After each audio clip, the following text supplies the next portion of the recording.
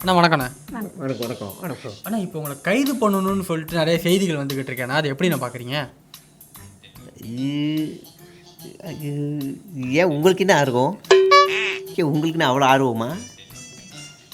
வழக்கத்துக்குரிய ஒன்று அது பழகிருச்சுல, ஒன்று போகாத சிறையா பார்க்காத அரஸ்டா இருக்கத்தானே செய்யும். அது வேற வேற என்ன வேற. அண்ணா உங்கள் தம்பி அவர் அந்த தேர்தல் வியூக வகுப்பாளரை செட் பண்ணியிருக்காரு, நிறைய பணம் கொடுத்து. அதை பற்றி அது எனக்கே பிடிக்கல. நான் தம்பிகிட்ட சொன்னேன், தம்பி ஏற்கனவே நான் இன்னொரு தம்பியை ஆதரவு அவர் அனுப்பியிருக்கேன். அது இல்லாமல் உனக்கு ஆரோக்கியசாமி அவரையும் அனுப்பியிருக்கேன், என் மாமா புஷி அவரையும் அனுப்பியிருக்கேன். ஏன் உனக்கு இன்னொரு பீகாரி வந்தேரி உனக்கு எதுக்கு? இந்த பீகாரி உனக்கு தேவையா? உனக்கு கேட்குறேன், பீகார் தேவையா?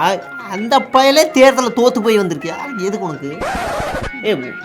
நான் அண்ணன் கேட்குறேன், உனக்கு ஸ்ட்ராட்டஜி ஆள் வைக்கணும்னா அண்ணன் வரேன். நான் உனக்கு பண்ணித்தரேன், எனக்கு காசை கொடு. நான் இந்தியாவுக்கே ஸ்ட்ராட்டஜி பண்ணுவேன். ட்ரம்ப்புக்கே ஸ்ட்ராட்டஜி பண்ணுவேன். எனக்கு காசு கொடு. ட்ரம்ப்புக்கே பண்ணுற தம்பி, எனக்கு காசு கொடு, எனக்கு காசு கொடு. அண்ணா நான் என்ன கேட்குறேன், நீங்கள் ட்ரம்ப்புக்கே கூட பண்ணுங்கண்ணே, அது பிரச்சனை இல்லை. அதுக்கு நம்ம இங்கே ஒரு கவுன்சிலராவது ஜெயிச்சிருக்கணும்ல. ஜெயிச்சா பண்ணலாம், ஜெயிக்காம தம்பி தோல்வி இல்லை தம்பி. ஒரு ஸ்ட்ராட்டஜியை உருவாக்குறது வெற்றி, அப்புறம் பார்த்துக்கலாம் தம்பி. அதை சரிண்ணே. அண்ணா இப்போ அந்த விஜய் உங்கள் தம்பிக்கு இந்த ஒய் பிரிவு பாதுகாப்பு கொடுத்துருக்காங்கண்ணே, அதை பற்றி என்ன நினைக்கிறீங்க? தம்பி இது தேவையற்றதுன்னு தான் நான் சொல்லுவேன்.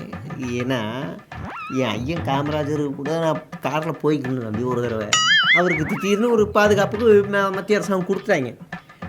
முன்னாடி ஒரு வேகனம் ஓயான்னு இப்படி போகுது. இப்போ எங்கள் ஐயா ஒரு நிமிஷம் இரு அப்படின்னு அந்த வண்டியை நிறுத்து அப்படிங்காரு. என்ன செய்கிற, சத்தம் போட்டே வர, என்ன ஒன்று பிரச்சனை, நீ வந்த வழியே போ, எதுக்கு காசு வீணே விரதம் பண்ணுற, போ அப்படின்னு அனுப்பி விட்டார் தம்பி. அந்த பள்ளி வந்தவன்னா எனக்கு பாதுகாப்பு வேணாம் தம்பி, எனக்கு வேணாம். என் சொந்த நாட்டில் எனக்கு எதுக்கு பாதுகாப்பு? என் மக்களுக்கு நான் தான்டா பாதுகாப்பு, என் மக்களுக்கு நான் தான் பாதுகாப்பு, எனக்கு பாதுகாப்பு வேணாண்டா.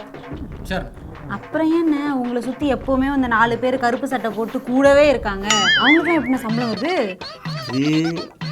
இது தம்பி அண்ணன் மேலே வச்சுருக்க பாசம் அது வேற தம்பி, அது வேற.